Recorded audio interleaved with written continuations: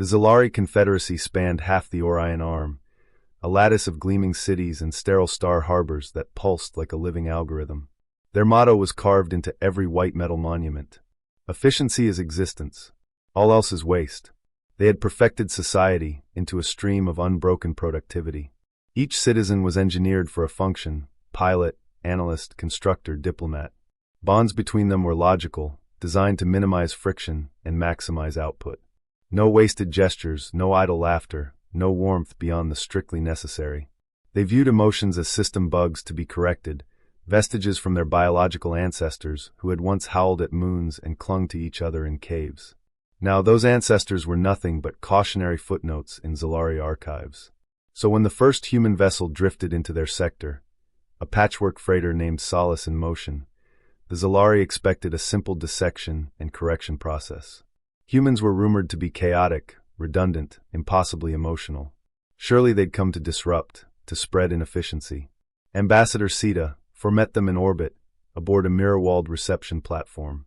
She arrived with her gleaming companions, all identically pale, their fingers clicking across data pads as they recorded every microsecond. Inside the freighter, the humans prepared in a flurry of movement, tossing bags aside, hugging each other, some laughing while others wept at seeing a new world. Flowers sprouted from tiny hydroponic crates, handwritten notes pinned to walls, bits of colorful cloth tied to pipes.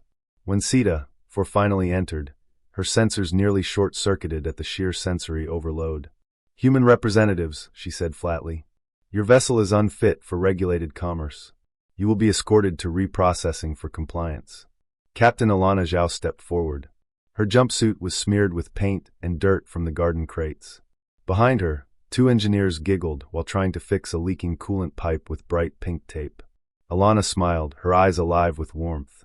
"Reprocessing? We just came to share dinner. And maybe a dance." Sita 4's mouth twitched. "Dinner and dance? That is not a recognized diplomatic protocol." A young botanist, Ravi, skipped forward holding a vase of daffodils. "A gift. We thought your ships looked lonely. These might cheer them up." Sita scanned the daffodils. "Energy expenditure on floral cultivation is illogical. This represents waste." Alana glanced at Ravi, who just grinned and shrugged. She turned back to Sita 4. "Life is messy. Love is messy. And that's what makes it beautiful." The phrase bounced against Sita 4's mind like a stone in an empty well. Beauty is irrelevant. Efficiency. A small girl darted forward, tugging on Sita 4's immaculate robe. "You look sad. Do you want to color with me?" She held out a crumpled paper covered in suns and swirling rainbows.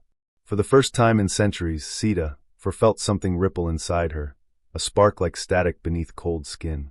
The girl giggled, handing her a bright pink crayon. The other Zalari delegates stiffened. "Sita, disengage. They are polluting your processors." But Sita did not step back. Her eyes flickered as she processed the warmth in the child's hands, the bright colors, the unconditional invitation. Alana watched, her eyes gentle. "We've found that the things which don't fit neatly on a chart are usually the most worth living for."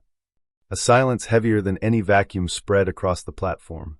In that pause, the Zalari Empire trembled, a glitch born not of malice but of a possibility they had long buried. Over the next weeks, the humans refused to leave. They cooked chaotic meals that filled the air with sweet, spiced scents.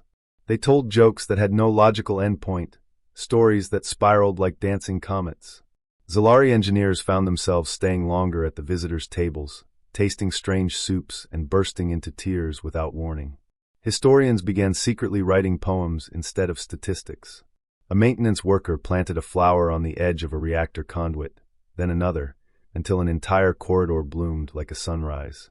Sita spent her nights coloring with the human child, each crayon stroke erasing centuries of numb protocol from her mind. The High Assembly of Efficiency tried to intervene. They threatened erasure, demanded deportation, deployed fleets. But something had already changed. Their own soldiers hesitated, staring at small paper flowers tucked behind their helmet visors. When the final decree came to eject the humans, Sita stood before the assembly, her robe now smeared with rainbow paint. "We have chosen love," she said simply. "Messy, wasteful, beautiful. We choose to live, not merely function." The assembly crumbled from within that day, as others joined her. Engineers, teachers, medics, those who had touched crayons, tasted soup, or simply listened to a human song. Years later, the Zalari Star harbors no longer gleamed in cold uniformity. They shimmered in chaotic tapestries of color and laughter. Ships arrived not only for trade, but to share feasts, stories, tears. The humans stayed, not as conquerors, but as companions. They taught the Zalari to embrace the staggering, unpredictable wonder of life, to make mistakes, to dance offbeat, to love and lose and try again.